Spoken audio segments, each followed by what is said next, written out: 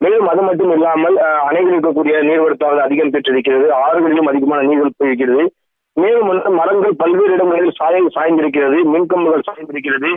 கார்கள், ஆட்டோக்கள் மீதும் இந்த மரங்களால் சாய்ந்திருக்கும் காரணத்தினால் பல்வேறு பாதிப்பு ஏற்பட்டிருக்கிறது. தொடர்ந்து இந்த நிகழ்வின் காரணமாக ரிஷிவந்தம் சட்டமன்ற உறுப்பினராக கூடிய வசந்தம் கார்த்திகேயன் அவர்கள் வந்து ரிஷிவந்தம் தொகுதிக்கு உட்பட்ட பல்வேறு கிராமங்களிலிருந்து காலை முதலே அந்தந்த கிராமங்களுக்கு அரசு அதிகாரிகள் நேரில் சென்று அவர் வந்து தற்போது பார்வையிட்டு வருகிறார்.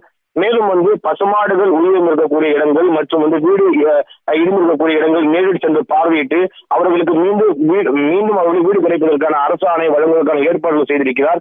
அதே போல பசுமாடுகள் வந்து இறந்திருப்பதற்கு ரூபாய் 10,000 அரசு நிவாரண நிதியையும் வந்து அரசு அதிகாரிகள் உதவியுடன் கொடுத்திருக்கிறார்.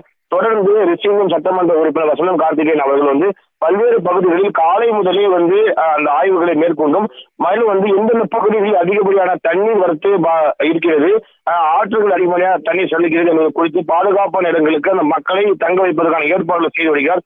உள்ளிட்ட பல்வேறு நிகழ்வுகள் கள்ளக்குறிச்சி மாவட்டத்தில் நடைபெற்று வருகிறது.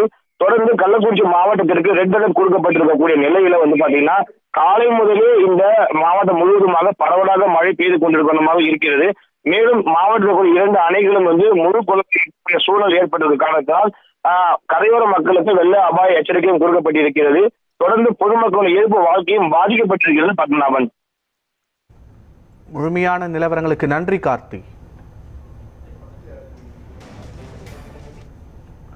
திமுக அரசு திறமையாக செயல்பட்டு